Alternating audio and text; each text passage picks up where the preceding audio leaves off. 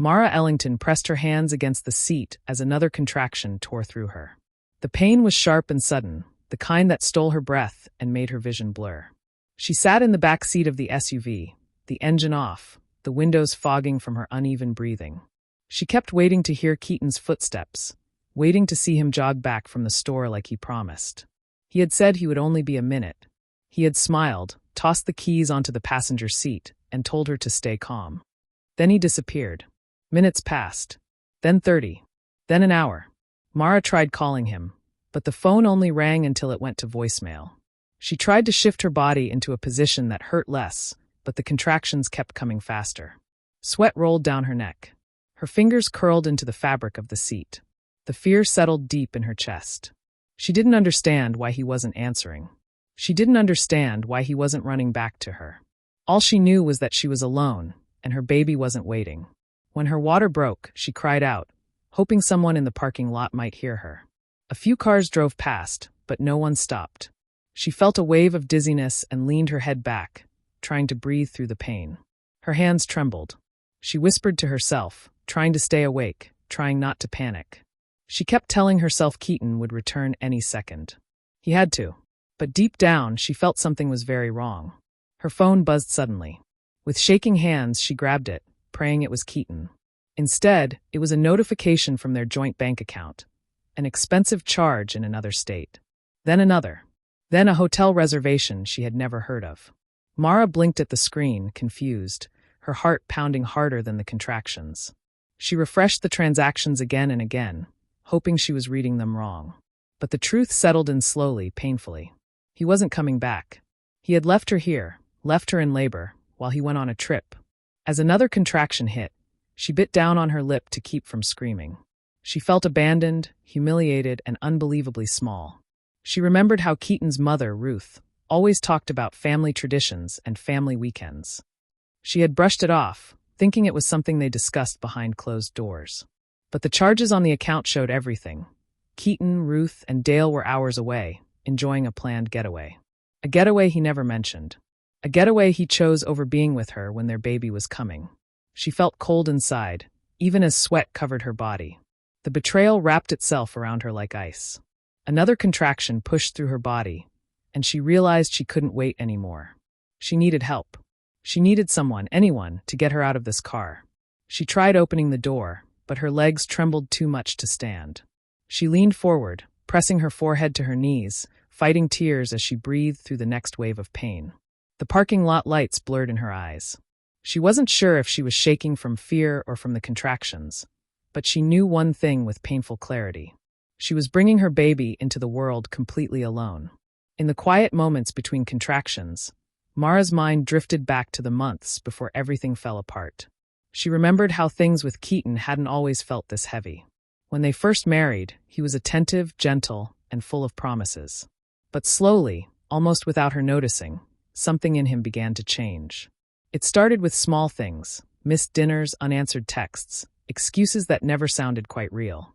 At first, she brushed it off as stress from work, but the distance between them kept growing. Whenever she tried to talk to him about it, he would either shut down or turn the blame onto her.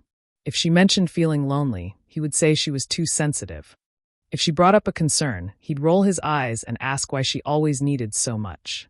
The more she reached out, the further he pulled away. She felt like she was becoming a burden to someone who once said he couldn't imagine life without her. Things became worse when she got pregnant. Instead of getting closer, Keaton seemed irritated by everything that came with the pregnancy. He skipped doctor appointments, saying he was too busy, even when she told him she was scared. When she mentioned strange pains or worries, he told her she was exaggerating.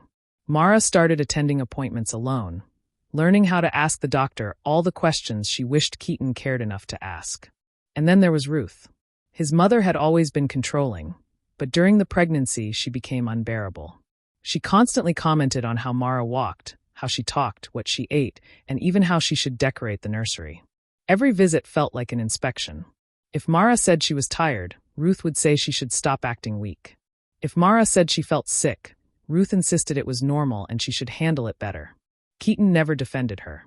Instead, he listened to his mother like her opinion meant more than Mara's reality. The comparisons were the hardest part. Ruth always bragged about how she handled her pregnancies, without a single complaint, and Keaton repeated her words as if they were absolute truth. Whenever Mara shared something about her day, he seemed to check her reactions against what his mother would approve of. It was like he saw her through Ruth's eyes, not his own. She tried to ignore it, to focus on the baby growing inside her, but each day chipped away at her confidence a little more. There were nights Mara cried quietly in the bathroom, so he wouldn't hear. She wondered why the man who vowed to stand by her suddenly acted like she was an inconvenience. She wondered how someone could claim to love her but act so distant when she needed him the most. The emotional coldness wasn't sudden. It had been there, building brick by brick, forming a wall she didn't know how to break. Now, sitting alone in the car, she saw everything clearly. The abandonment didn't start today. It began months ago, hidden behind excuses, comparisons, and Ruth's constant shadow. Keaton didn't become this person overnight. He had been slipping away for a long time, and she had been holding on to a version of him that no longer existed. Another contraction pulled her back to the present, but the realization stayed with her, sharp and painful. She hadn't just been left alone today. She had been alone for a long time. Mara didn't know how long she had been in the back seat before she finally worked up the strength to reach for her phone again. Her hands were shaking so badly she could barely tap the screen, but she managed to dial the emergency number. Her voice came out broken and weak as she explained she was in labor and alone in a parking lot. The operator stayed calm and told her help was on the way, but the contractions were getting stronger and closer together, and the fear of something going wrong tightened every part of her body. Before the ambulance arrived, a middle-aged man walking by noticed her struggling. He knocked on the window, startled to see her sweating and crying in the back seat. When she whispered that she was in labor and her husband wasn't there, he opened the door without wasting a second. He kept speaking in a steady voice, telling her she would be okay, that help was coming. He stayed with her until the paramedics arrived, holding her hand when another contraction made her cry out. She didn't know his name, but his presence felt like the only solid thing in a moment when her whole world was falling apart. The paramedics lifted her gently onto a stretcher. Mara kept looking around, half expecting Keaton to suddenly run toward her, to explain something, to show even a little concern. But there was no sign of him. As the ambulance drove off, she stared at the ceiling, fighting the urge to scream or sob or both. She tried to focus on breathing, on staying conscious, on getting her baby safely into the world. At the hospital, everything moved fast. Nurses surrounded her. A doctor asked questions she struggled to answer through the pain. She kept praying Keaton would walk through the door before the baby came, but every time she glanced at the entrance, her hope shrank a little more. Hours passed, and the contractions became unbearable. She gripped the rails of the hospital bed, tears streaming down her face, the loneliness heavier than the pain itself. Then, in the middle of everything, her phone buzzed. She reached for it with trembling fingers, thinking maybe, just maybe, he was finally coming. But when she opened the message, her heart dropped. "Can't talk. Busy with family. You'll be fine." That was it. No question about her condition. No apology. No worry. Not even a promise to come later. Just a flat message sent from wherever he was, enjoying a trip while she fought to bring their child into the world. The words hit her harder than any contraction. She felt something inside her break, quietly, almost calmly, as if her heart finally accepted what her mind had been trying to deny. Keaton didn't care. He didn't see her. He didn't see the life they had created together. She and the baby were not part of his priorities. They were an afterthought. Minutes later, the final push came. Her daughter's cry filled the room, sharp and beautiful. The nurses placed the tiny baby on her chest, and Mara felt warmth spread through her in a way she hadn't felt in months. She whispered the name she had chosen alone, Alina, and held her close, letting the tears finally fall. They weren't just from the pain or exhaustion. They were from the truth settling in her chest. She had given birth alone not because fate was cruel, but because the man she trusted had chosen to be somewhere else. And in that moment, holding her newborn daughter, Mara finally understood she had to rebuild her life without him. 2 days after Mara had given birth, the hospital room door opened, and she felt her stomach tighten. Keaton walked in first, dragging his feet, his shirt untucked and a look of irritation on his face, as if he had been disturbed from something far more important than the birth of his child. He didn't apologize. He didn't ask how she or Alina were. He glanced at the baby in her arms with a distracted shrug and muttered something about being tired from the trip. Mara's hands tightened around Alina, her chest rising with a slow, controlled breath. Behind him, Ruth pushed the door open wider, her heels clicking on the floor. Her eyes scanned Mara from head to toe as if she were inspecting a piece of furniture. "You're making a bigger deal out of this than necessary," Ruth said sharply. "Babies come early sometimes. Don't act like it's the end of the world."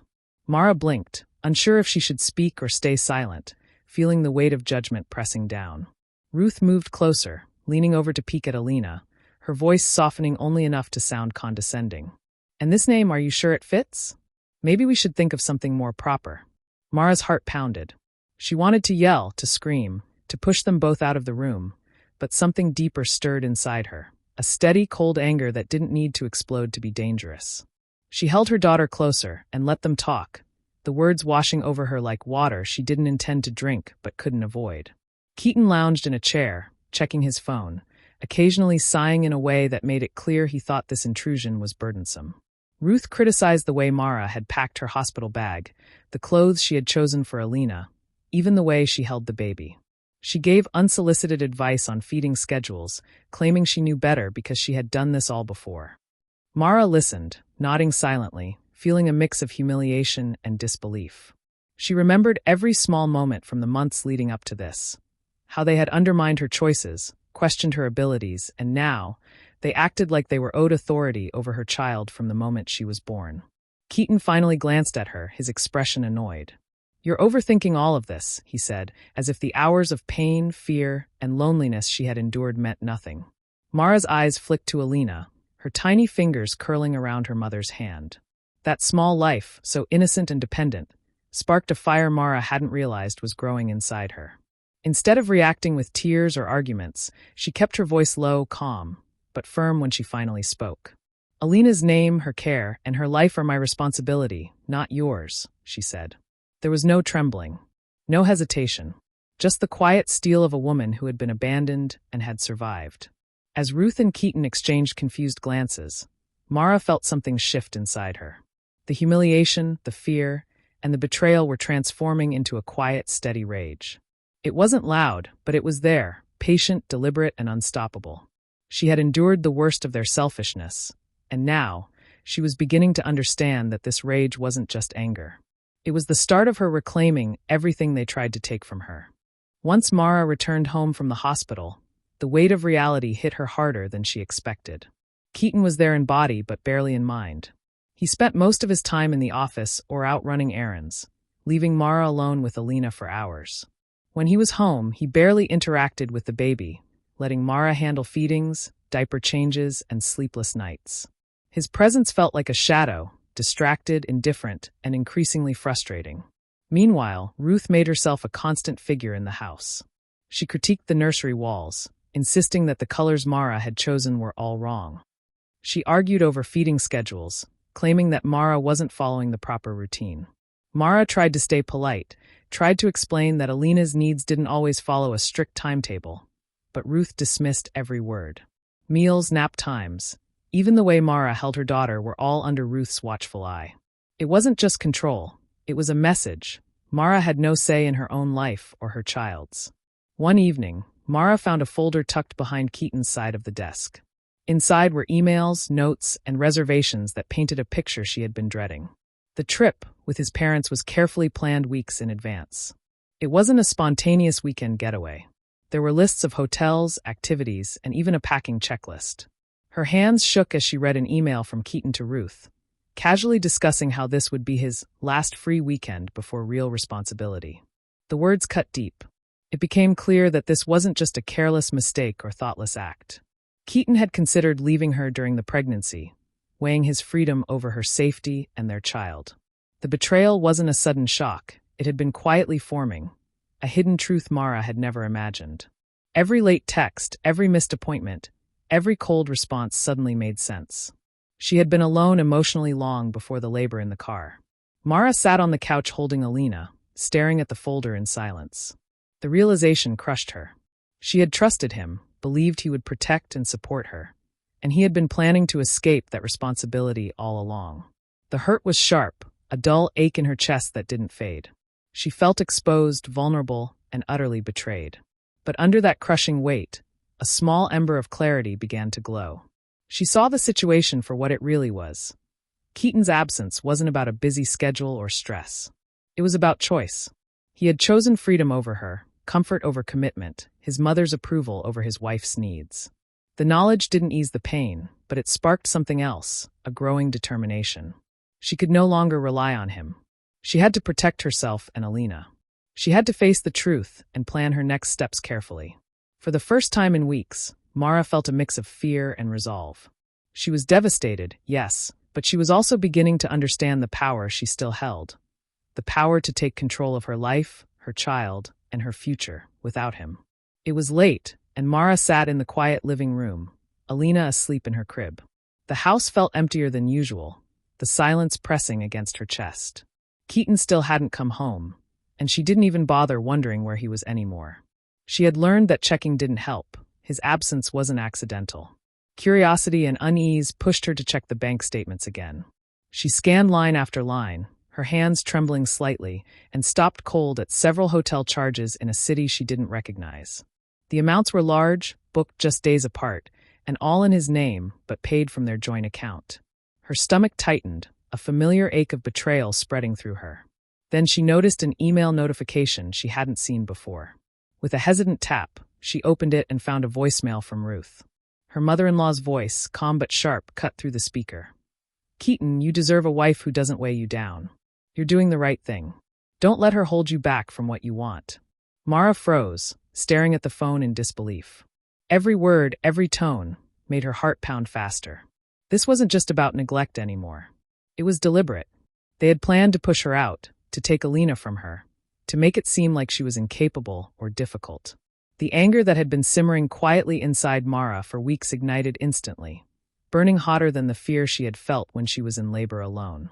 She felt a mix of shock, hurt, and fury, but beneath it all, clarity emerged. The veil had lifted. Keaton wasn't careless or distracted. He wasn't overwhelmed or confused. He and Ruth had made choices, clear, intentional choices, that treated Mara like she was disposable. The betrayal wasn't just emotional anymore, it was strategic. For the first time since the birth, Mara stopped feeling small. She sat up straighter, holding Alina closer, the baby's warm weight grounding her. The fear and sadness didn't disappear, but they were joined now by a sense of purpose. She realized she couldn't let them manipulate or control her life or her child. She needed to act, and she needed a plan. Her mind started working quickly, thinking through what she could do. She had evidence, bank statements, hotel bookings, emails, voicemails. She knew the law could help her protect Alina. She knew she had the intelligence, courage, and endurance to fight. And she knew that when the time came, Keaton and Ruth would not see it coming. That night, Mara stayed awake long after Alina slept, plotting quietly in her mind.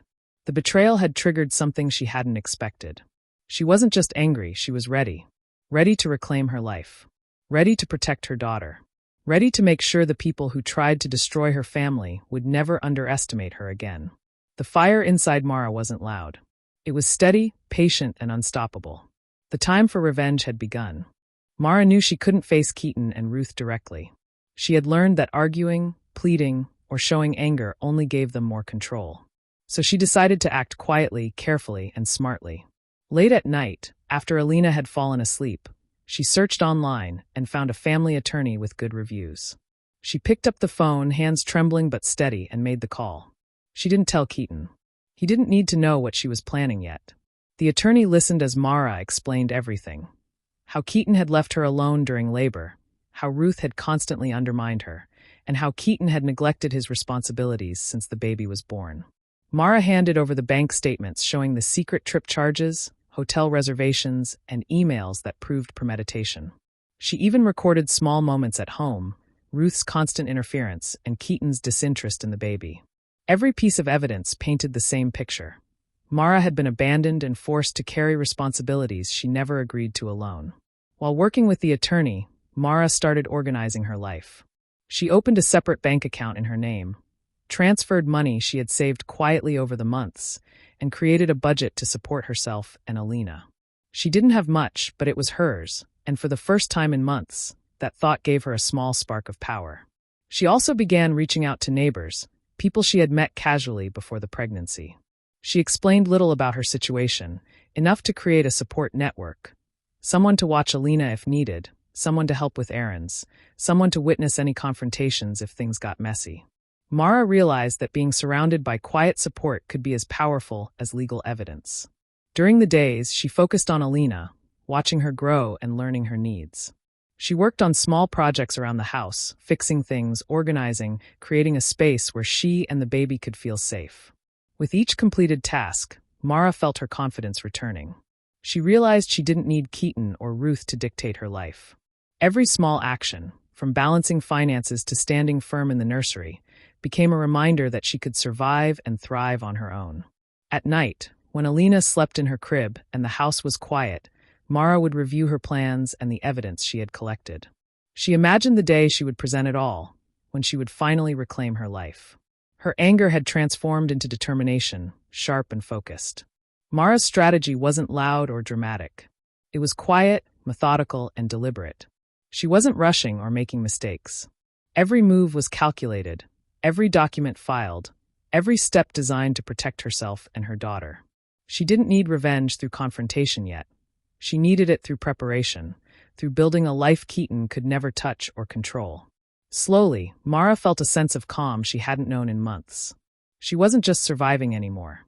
She was planning her victory. It was a quiet afternoon when Mara heard the familiar sound of Keaton's car pulling into the driveway. But this time something felt different. She had been preparing herself, organizing documents, rehearsing what she would say if he ever tried to pressure her again. When he entered the house, he looked at her with surprise, almost disbelief. The confidence in her stance, the calm in her voice, and the neat piles of papers on the table seemed to shake him. Before she could speak, Ruth and Dale appeared behind him. Ruth's face was tight with irritation, her hands on her hips. "Mara," she said sharply, "you need to sign these papers agreeing to shared parenting under our rules. This is for everyone's good." Her tone was not a question, it was a demand. Mara felt her chest tighten, but didn't move. She held Alina in her arms, steady and unflinching. Keaton stepped closer, trying to sound casual, almost joking, but there was an edge in his voice. "Come on, Mara. You know this is easier if you just agree. No one wants problems." Mara looked at him, the man who had abandoned her, who had left her alone when she needed him most.